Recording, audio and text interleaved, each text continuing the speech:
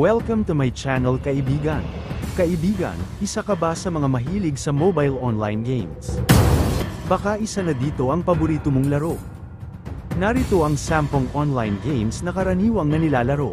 At kung bago ka pa lang sa channel ko, huwag mo sanang kalimutang pindutin ito.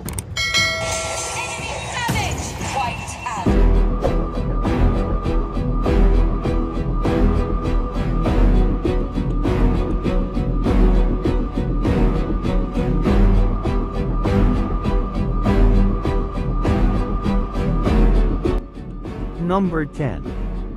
Clash of Clans. Ang Clash of Clans, COC, ay isang mobile strategy game na nilikha ng Supercell, isang kumpanyang nangunguna sa pagdevelop ng mga mobile games. Inilabas ang laro sa iOS platform noong Agosto taong 2012 at sa Android platform noong Oktubre taong 2013. Sa Clash of Clans, ang mga manlalaro ay bumubuo at pinoprotektahan ang kanilang mga nayon mula sa mga kaaway habang nagtataguyod ng kanilang sariling army at ekonomiya. Ang laro ay nag-aalok ng iba't ibang mga elemento ng gameplay. Kabilang ang pagtatayo ng mga gusali at pasilidad, pagtatanim at pag-aalaga ng mga tropa, at pakikidigma sa mga kaaway sa pamamagitan ng pagsalakay sa kanilang mga base. Noong unang ilang taon pagkatapos ng paglabas, ang Clash of Clans ay naging isang matinding tagumpay. Nakakuha ng milyon-milyong mga manlalaro mula sa buong mundo at nagpapalitan ng isang malakas na komunidad ng mga manlalaro at mga content creator.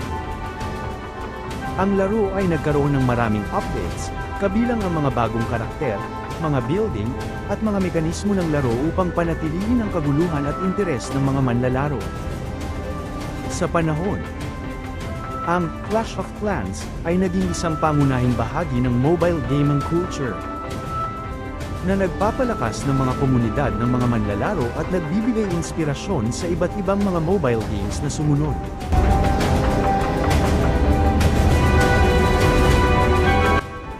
Number 9. Among Us. Ang Among Us ay isang online multiplayer social deduction game na nilikha ng Innersloth, isang maliit na independent game development studio. Inilabas ito noong Hunyo taong 2018, ngunit ang tunay na pag-unlad at popularidad nito ay nangyari lamang noong 2020. Sa Among Us, ang mga manlalaro ay ginagampanan ng papel ng mga astronaut na naglalakbay sa isang spaceship. Ang layunin ng mga crewmate ay magawa ang mga tasks upang mapanatili ang spaceship na tumatakbo ng maayos. Gayunpaman, may mga impostor na kasama sa grupo na layuning patayin ang iba pang mga manlalaro at sirain ang misyon. Ang Among Us ay unang naging popular sa mga streamers sa Twitch at YouTube, na nagdulot ng mabilis na pagdami ng interes mula sa mga manlalaro sa buong mundo. Ang laro ay naging isang phenomenon sa social media, kung saan ang mga tao ay nagbahagi ng kanilang karanasan at nakakatawang mga kwento mula sa laro. Ang Among Us ay nagkaroon ng malawak na pag-unlad sa mga susunod na buwan, na nagresulta sa mga bagong update at mga bagong nilalaman tulad ng mga bagong mapa, mga custom, at mga mode ng laro. Patuloy itong pinakabisa sa mga social gatherings at online gaming communities sa kasalukuyan. Number 8. Fortnite. Ang Fortnite ay isang online multiplayer video game na nilikha ng Epic Games. Itinatag ito ni Tim Sweeney at inilabas bilang isang paid early access game noong Hulyo taong 2017, na nakatanggap ng positibong pagsagot mula sa mga manlalaro at mga kritiko. Ang laro ay nagtampok ng dalawang pangunahing mode: Save the World at Battle Royale. Ang Save the World ay isang cooperative survival game kung saan ang mga manlalaro ay nakikipaglaban-laban sa mga zombies habang nagtatayo ng mga istruktura at kukolekta ng mga yaman. Sa kabilang banda, ang Battle Royale mode ay kumukuha ng konsepto mula sa iba't ibang mga laro tulad ng PlayerUnknown's Battlegrounds, kung saan ang 100 manlalaro ay naglalaban-laban hanggang sa mabuhay ang huling M. Ananatili. Ang Battle Royale mode ng Fortnite ay naging isang matinding tagumpay, nakakuha ng milyon-milyong mga manlalaro sa buong mundo. Ang laro ay libreng mal-arrow, na nagbibigay daan sa kahit sino na magsubok nito ng walang gastos. Bilang resulta, ito ay naging isang phenomenon sa online gaming, na tumanggap ng maraming mga update, mga bagong nilalaman, at mga seasonal events.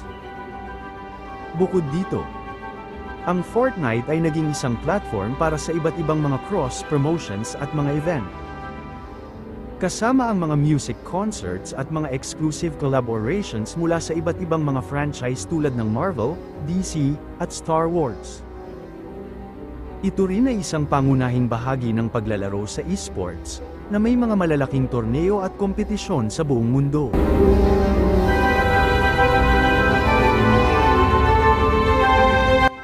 Number 7.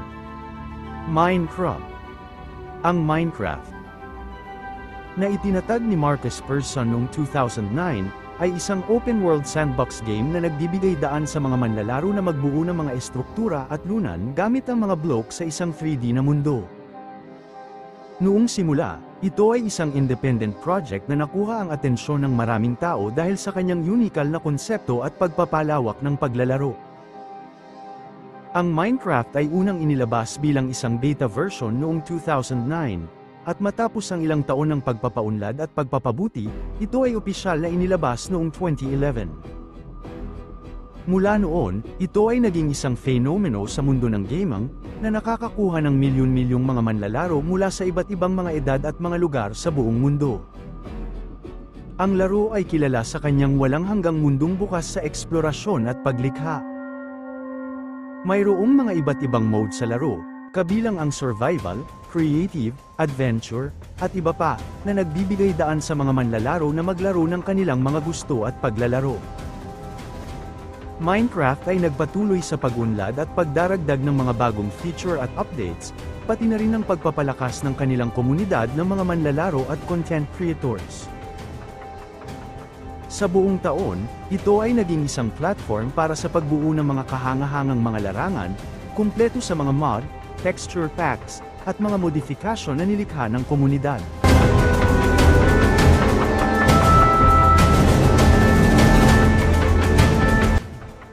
Number 6. Roblox.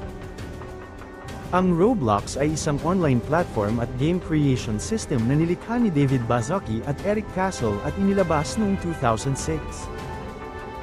Simula noon, ito ay lumago at naging isa sa pinakasikat na plataporma para sa mga gumagawa ng laro at mga manlalaro.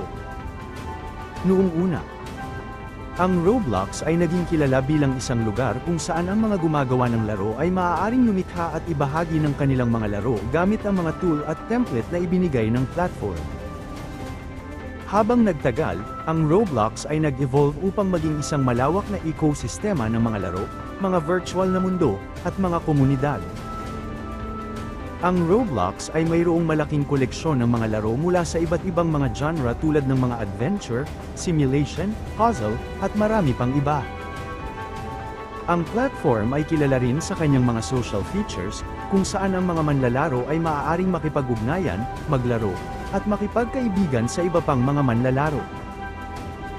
Sa paglipas ng mga taon, ang Roblox ay naging isang napakalaking bahagi ng online gaming culture at kinilala bilang isang makabago at malikhaing platform para sa mga manlalaro at mga content creator. Patuloy itong lumalaki at nagpapabago, na nagbibigay daan sa mga gumagawa ng laro at mga manlalaro na magbahagi ng kanilang mga karanasan at lumikha ng mga kahangahangang bagong mundo sa loob ng platform.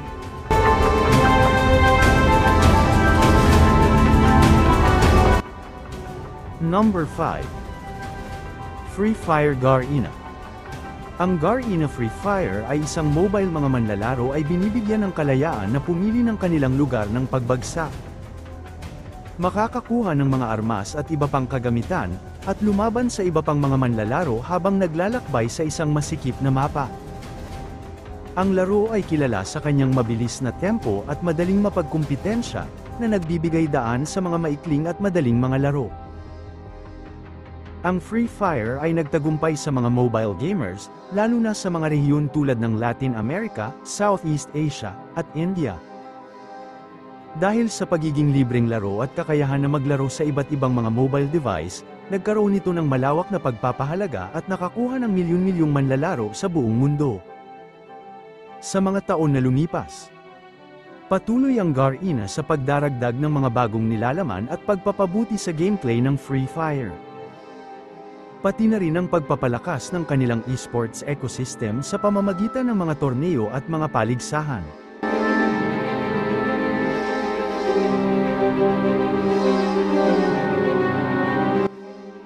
Number 4. League of Legends LOL. Ang League of Legends ay isang laro ng online na paglalaban ng multiplayer na arena na linikha ng Riot Games para sa Microsoft Windows at Macs. Ang laro na ito ay sinundan ng freemium na modelo at sinurportahan ng maliit na transaksyon o microtransaction at inspirado sa modifikasyon ng Warcraft 3. The Frozen Throne at Defense of the Ancients o Dota. Ang League of Legends ay umaabot mula sa pagsilang nito noong 2009 hanggang sa kasalukuyan. Noong 2006, ang Riot Games ay itinatag ng isang grupo ng mga entrepreneurs na pinangungunahan ni Mark Merrill at Brandon Beck. Ang kanilang layunin ay lumikha ng isang larong mayaman sa aksyon at strategiya na magbibigay saya sa mga manlalaro. Noong Oktubre taong 2009, inilabas ang unang bersyon ng League of Legends. Sa mga sumunod na taon, ang laro ay nagkaroon ng mga pagbabago at nadagdagan ng bagong nilalaman, tulad ng mga bagong champions, mapa, at mode ng laro. Ang League of Legends ay lumaki ng mabilis, at ito ay naging isang pangunahing puwersa sa larong esport. Ang paglalakbay ng League of Legends sa mundo ng esports ay nagsimula noong 2011 nang ilunsad ang unang World Championship. Mula noon, ang laro ay patuloy na nag-expand sa iba't ibang aspeto ng kompetisyon, kasama ang pagbuo ng mga liga at torneo sa iba't ibang mga rehiyon. Sa mga taon na lumipas, ang League of Legends ay hindi lamang naging isang laro kundi isang pangunahing bahagi na rin ng kultura ng gaming, nagbibigay diin sa esport at komunidad ng mga manlalaro sa buong mundo.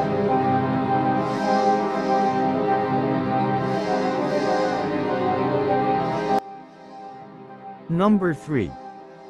PUBG Mobile. Ang PlayerUnknown's Battlegrounds, PUBG, ay isang online multiplayer battle royale game na binuo at inilathala ng PUBG Studios, isang subsidiary ng kumpanya ng video ng Timog Korea na Krafton. Ang laro ay batay sa mga nakaraang mods na nilikha ni Brendan, PlayerUnknown, Green para sa iba pang mga laro. Inspirasyon ng 2,000 pelikulang Hapones na Battle Royale, at pinalawak sa isang mapag-isa na laro sa ilalim ng direksyon ng malikhaing Green. Sa laro, hanggang 100 manlalaro na parachute sa isang isla at scavenge para sa mga sandata at kagamitan upang patayin ang iba habang iniiwasan ang pagpatay sa kanilang sarili. Ang magagamit na ligtas na lugar ng mapa ng laro ay bumababa sa laki sa paglipas ng panahon. Sa pagdidirekta ng mga nakaligtas na mga manlalaro sa mga mas magaan na lugar upang pilitin ang mga nakatagpo. Ang huling manlalaro o pangkat na nakatayo ay nanalo sa pag-ikot. Ang mga larangan ng digmaan ay unang inilabas para sa Microsoft Windows sa pamamagitan ng maagang pag-access ng beta ng programa ng Steam noong Marso taong 2017. Na may ganap na paglabas noong Disyembre taong 2017.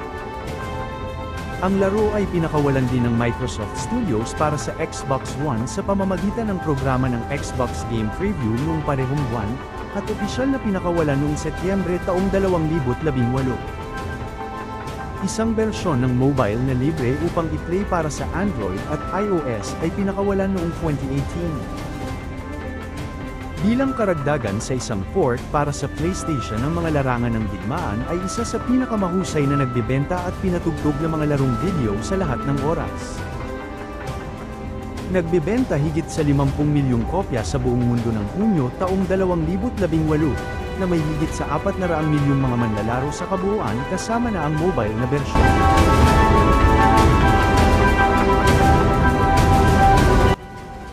Number 2. Call of Duty COD. Sa kasalukuyan, ang Call of Duty Mobile ay nasa pangalawang pwesto sa listahan ng mga pinakamalalaking mobile game sa mundo, ayon sa mga pagtatansya sa mga pag-download at kita. Subalit, maaaring magbago ang ranggo nito depende sa mga bagong update at mga pagbabago sa merkado.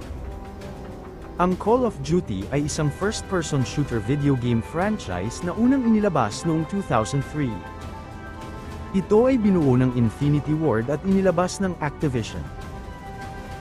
Ito ay naglalaro sa iba't ibang mga setting ng digmaan, kabilang ang World War II, Modern Warfare, at futuristic settings. Ang mga laro sa serye ay nag-aalok ng immersive multiplayer experiences at compelling single-player campaigns. Ang bawat bagong bersyon ay nagdadala ng bagong mga mapa, mga armas, at mga mode ng laro upang mapanatili ang interes ng mga manlalaro.